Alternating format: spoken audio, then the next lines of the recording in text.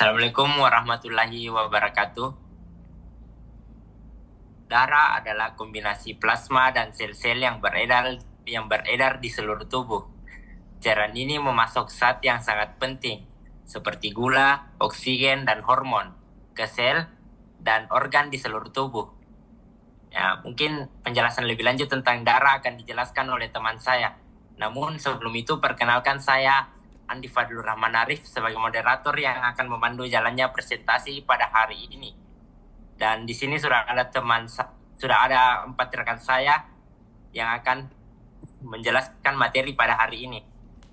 Yang pertama ada Alia Oktaviani, terus ada Umul Putrinela, ada Silviana Stuti, dan Syira Deratur Rahma. Untuk teman saya atau rekan saya persilakan untuk menjelaskan materi tentang darah. Oke, baik. Terima kasih atas kesempatan yang telah diberikan oleh saya. Jadi di sini saya akan menjelaskan mengenai sistem peredaran darah. Jadi, sistem peredaran darah pada manusia. Darah merupakan suspensi berwarna merah yang terdapat dalam pembuluh darah. Warna merah ini dapat berubah-ubah, kadang-kadang berwarna merah tua dan kadang-kadang berwarna merah muda, bergantung pada kadar oksigen dan karbon dioksida yang terkandung di dalamnya.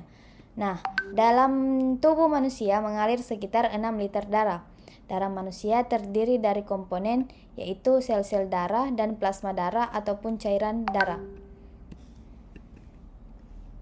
Oke, selanjutnya pada layar ini kita dapat melihat komponen plasma darah beserta strukturnya dan juga komponen darah beserta strukturnya, yaitu komponen sel darah, eritrosit, leukosit, trombosit, dan juga selanjutnya yaitu darah. Fungsi pada sel darah. Sel darah atau eritrosit yaitu memiliki fungsi pembawa oksigen dari paru-paru ke seluruh tubuh. Selanjutnya yaitu keping darah. Trombosit berfungsi untuk membekukan darah ketika terluka. Selanjutnya itu sel darah putih, leukosit, yang berfungsi untuk membunuh kuman penyakit. Dan terakhir plasma darah yang berfungsi untuk membawa CO2 dan sari makanan. Selanjutnya saya serahkan kepada moderator.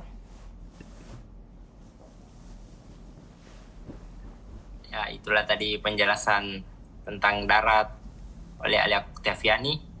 Dan selanjutnya ada Umul Putrinela yang akan menjelaskan lebih lengkap tentang darah.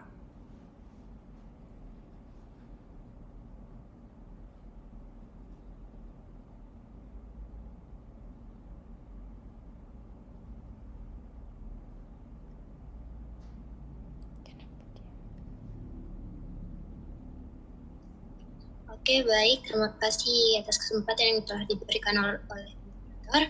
Kemudian itu sel darah merah atau biasa disebut juga eritrosit. Nah, eritrosit ini merupakan bagian utama dari sel darah. Nah, tiap-tiap sel darah itu mengandung 200 juta molekul hemoglobin.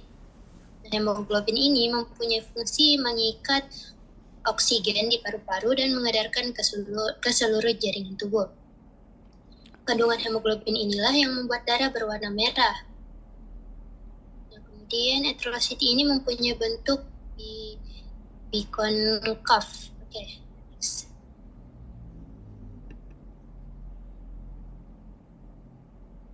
Kemudian ada sel darah putih atau bisa juga disebut dengan leukosit.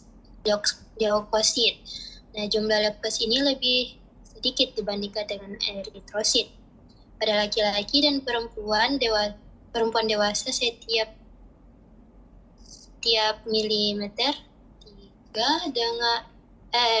darah hanya terdapat kira-kira 4.500 sampai 1.000 butir. Nah, leukosit mempunyai bentuk bervariasi dan mempunyai ukuran lebih besar dari eritrosit. Nah, leukosit ini mempunyai inti bulat dan cekung. Kemudian sel-sel ini dapat bergerak bebas secara amoeboid serta dapat menembus dinding kapiler.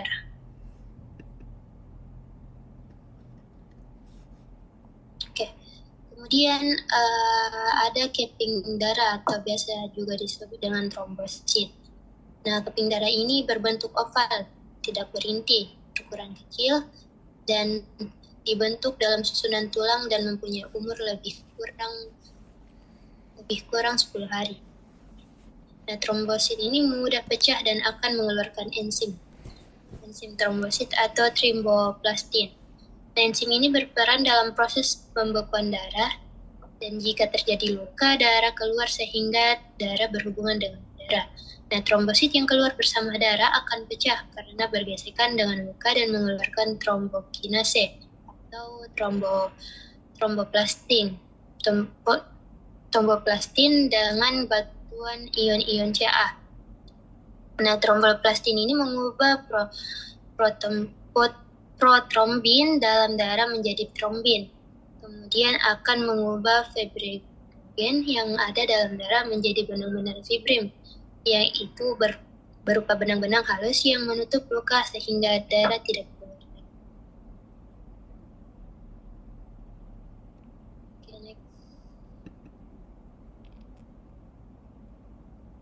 Oke, saya kembalikan kepada moderator.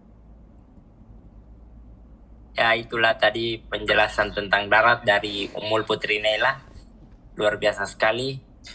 Mungkin selanjutnya dapat dijelaskan oleh Selviana Astuti tentang darah. Baik, terima kasih atas kesempatan yang diberikan kepada saya. Plasma darah, trombosit berbentuk oval tidak berinti, berukuran kecil. Trombosit dibentuk dalam sumsum tulang dan mempunyai umur lebih kurang 10 hari. Trombosit mudah pecah dan akan mengeluarkan enzim trombosit atau tromboplastin. Enzim ini berperan dalam proses pembekuan darah. Jika terjadi luka, darah keluar sehingga darah berhubungan dengan udara. Trombosit yang keluar bersama darah akan pecah karena bergesekan dengan luka dan mengeluarkan trombokinase atau tromboplastin. Dengan bantuan ion-ion Ca, tromboplastin mengubah protrombin dalam darah menjadi trombin. Trombin akan mengubah fibrinogen yang ada di dalam darah menjadi benang-benang fibrin, yaitu berupa benang-benang halus yang menutup luka sehingga darah tidak keluar lagi. Baiklah, saya kembalikan kepada moderator. Ya, luar biasa sekali penjelasan dari Selviana Astuti. Dan yang terakhir dari penjelasan darah akan dijelaskan oleh Syira Dairatul Rahmah. Baik, terima kasih atas kesempatan yang diberikan. Langsung saja. Peredaran darah. 1. Pembuluh nadi atau arteri. Fungsinya untuk mengalirkan darah yang kaya oksigen dari jantung ke seluruh tubuh. Pembuluh nadi terbesar atau aorta. Pembuluh nadi terkecil atau arteriol atau kapiler. 2. Pembuluh balik atau pena. Berfungsi untuk mengalirkan darah kotor yang kaya karbon dioksida dari seluruh tubuh ke serambi kanan. Mengalirkan darah dari paru-paru melalui pembuluh balik paru-paru. 3. Kapiler. Kapiler merupakan pembuluh darah berukuran kecil sebagai perpanjangan arteri dan pena. Dinding sel pembuluh ini bersifat permeabel sehingga cairan tubuh zat-zat terlarut dapat keluar masuk melalui dinding selnya. Terjadi pertukaran oksigen, karbon dioksida, zat-zat makanan, serta hasil-hasil ekskresi dengan jaringan yang ada di sekeliling kapiler. Fungsi darah. 1. Mengangkut oksigen dari paru-paru ke seluruh jaringan tubuh. Mengangkut sari-sari makanan dari usus ke jaringan tubuh. 3. Mengangkut karbon dioksida dari jaringan tubuh ke paru-paru. Mengangkut hasil ekskresi dari jaringan tubuh ke ginjal. Mengatur dan mengontrol temperatur tubuh. Mengatur distribusi hormon.